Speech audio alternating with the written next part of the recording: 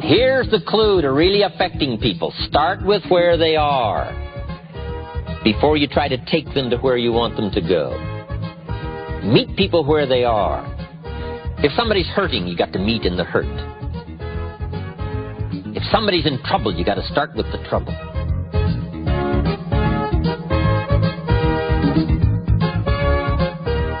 Here's some more pieces to the communication challenge. Number one, identification. Learning to identify. This is a real challenge. Now, it's not too difficult if somebody's like you. The real challenge is to identify with somebody who's not like you. In a wider range of teaching all of this, here's the reaction you want from identification. Me too. You just want the reaction for somebody to say, me too. I understand what that's like. I've been there. So part of it is trying to translate your experiences into words so that someone will identify with it and say, me too. Here's the reaction you don't want. So what? Now, it's easy if you're not careful to load your presentation with a lot of so whats. Mr. Schoaf, who only went to the 8th grade in school, but he gave me the classic point to ponder here when I was 25 years old. And it was put in such simple terms, I've never forgotten it. Let me put it in those same terms for you. Here's what he said. Learn to express, not impress. That was so helpful for me, because it's easy to engage in language just designed to impress instead of express. But Schoaf said if you want to touch somebody, learn to express. Sincerity from the heart, not impress. Impress builds a gulf. Express builds a bridge. Identification. This is a whole wide subject in itself. The identification question is, what will make me real to my audience? What will make me real to the child? Identification is building a bridge. If you're meeting somebody for the first time, it's simply getting acquainted. Building a bridge, making contact. Here's one of the clues. Find something you have in common. That's where you start, something you have in common. At our ranch up at Clear Lake, when we have seminars, everybody gets acquainted real easy. And one of the reasons is because almost everybody gets lost trying to find it. Right? What a great way, right? Did you get as lost as I did trying to find this place? Right? Somebody says, yeah, was that you up there taking the wrong turn? I thought that was you. What a great way to get acquainted. We've just had an experience recently that's been similar, like getting lost. So identification is finding something in common. Here's the clue to really affecting people. Start with where they are before you try to take them to where you want them to go. Meet people where they are. If somebody's hurting, you got to meet in the hurt. If somebody's in trouble, you got to start with the trouble.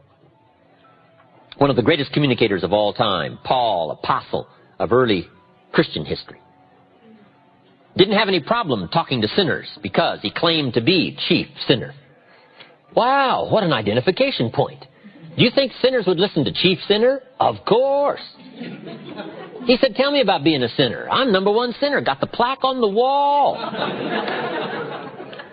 What a way to begin, right, if he's talking to sinners. The key is to start where somebody is. If they're in trouble, you got to start with trouble. You can't talk success if somebody's in trouble. You got to start, first of all, talking trouble. Now, if you've never been in trouble, you got a problem. So, I suggest here that you get in a little trouble. So you know how to talk trouble. Right? Get arrested for something.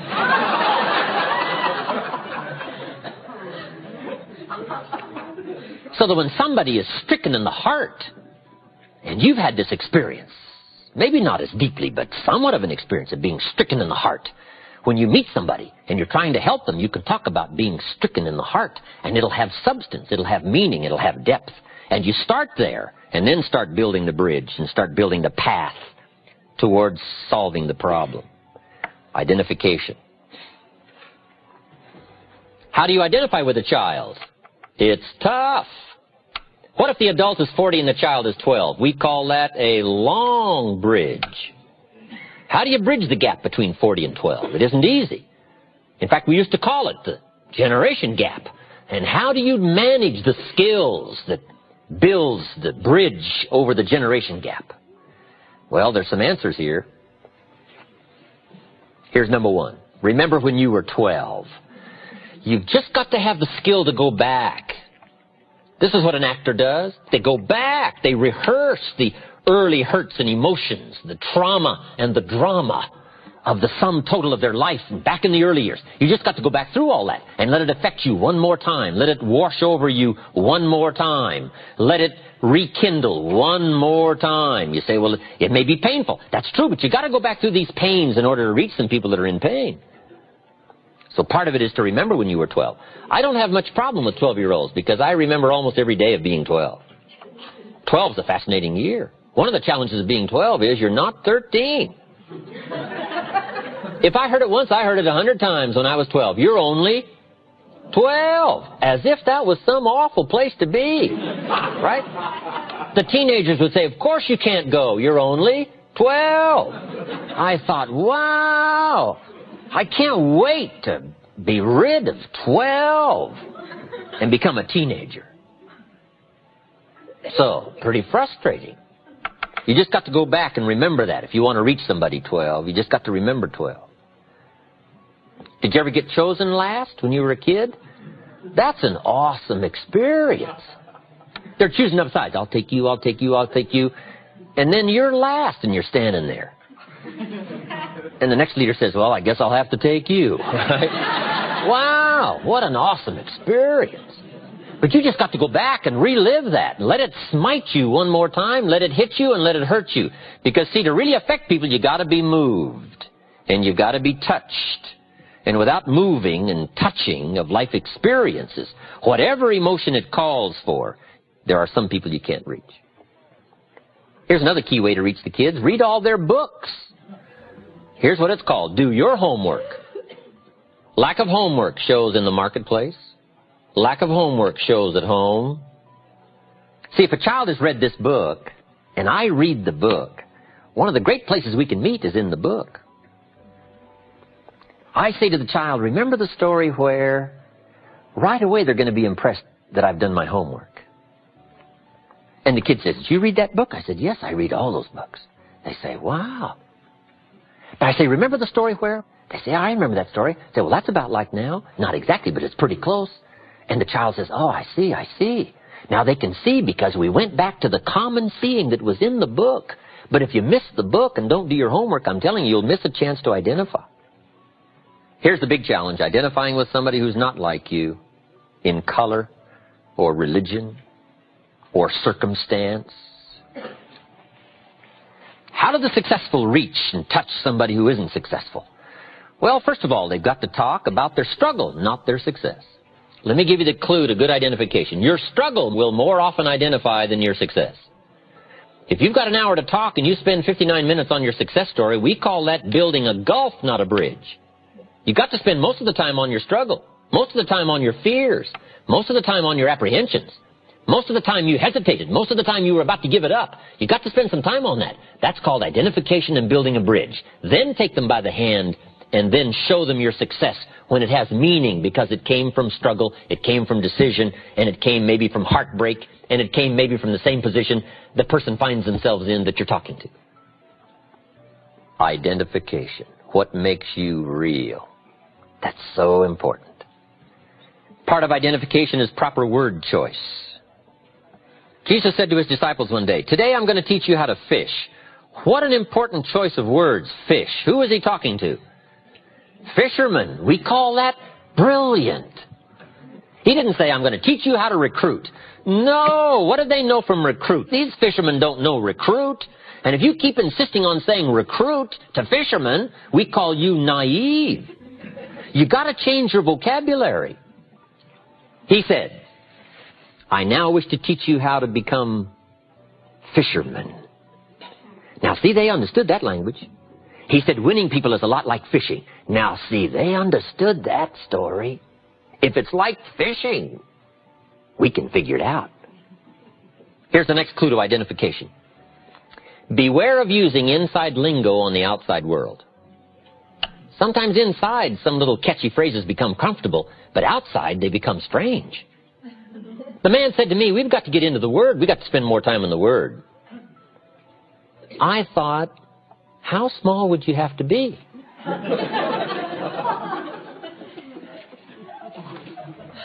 Now, what I found out later he meant was, we should read the Bible more. Now, see, that would have made sense to me. Right?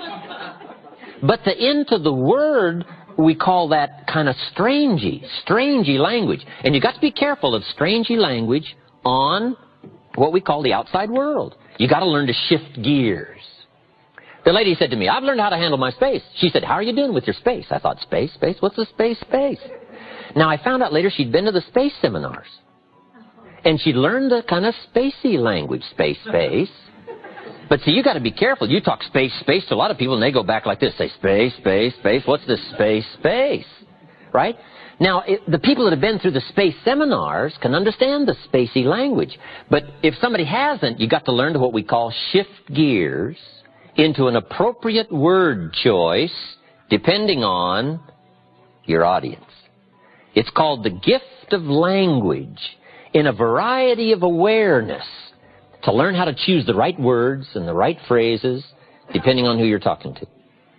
We call this awareness. We call this being non-lazy. We call this being sharp in perception to know who you're talking to and how to choose the words that'll make sense. Identification. You've got to identify with the sorrow by recalling your own sorrow. Identify with the joy by recalling your own joy. Identify with the difficulty by rehearsing your own difficulty.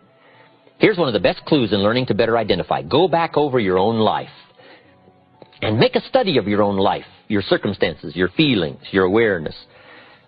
Some of the stories you haven't told for a long time. Some of the experiences you've had. Now, sometimes when you've freshly come from an experience, it isn't that easy to translate it and it isn't that easy to talk about it. But as the time passes and you can take a more thoughtful approach to your experiences, the key is not to lose the intensity of it, but to become more educated in using the intensity of your experiences to weave into the next conversation. And by the gift of language and emotion, touch somebody's life, reach somebody, affect somebody, persuade somebody. Identification. Very important subject. Here's the next part of a good presentation. It's what we call logic and reason. If you're trying to persuade a child, talk to a child, or talk to an audience, or if you're trying to talk to a customer, part of any presentation is the logical part, the facts and the figures, and the numbers and the dimensions. And we won't linger too long here because here's my point on logic and reason. It's got to be brief. We need some facts, but only enough facts to start the decision-making process. You got to beware not to cover too many facts. I'm sure we've all heard the expression, it's possible to talk somebody into buying, keep on talking, talk them out of buying. Here's where this problem usually occurs. Even if it's a child, you can talk a child into deciding, and then you keep on talking, and then they undecide. We talk past, too much logic, too much reason. We need just enough logic and reason so that it starts to make sense, not so that you understand it all. If you walk into the new car showroom and express an interest in an automobile, salesman comes along and says, let me tell you about this car. You say, okay. He says, follow me. And he takes you out back into the shop. And he opens up the shop manual on the car and says, let's start with the left front wheel. Right away, you would say, hold it. He says, this is going to take a long time. We got 1,000 facts here to go through. You'd say, hold it. You don't need 1,000 facts to decide about this automobile. How many facts do you need? About a half dozen. And if somebody makes the mistake of going beyond the half dozen, here's what they're going to do. Lose their audience. So you got to make sure you don't get into too wide range of facts and logic. Because here's why. Most decisions are made emotionally. We need just enough logic so that it makes sense, but we're going to do it probably out of emotion. So the key is to be brief. With logic, reasons, facts. Because too much of anything is too much, right, at one time. What if you sat down to a steak dinner and you were real hungry, so you cleaned it all up? What if they cleared that away and brought you another one? Well, let's say you're real hungry, so you go for the second one. What if they cleared that away and brought you the third one? See, that third one doesn't look good. In fact, if you start on it, you'll probably lose the whole thing, right? I mean, too much is too much. So, brevity on logic and reason. It needs to be powerful, it needs to be factual, but brief.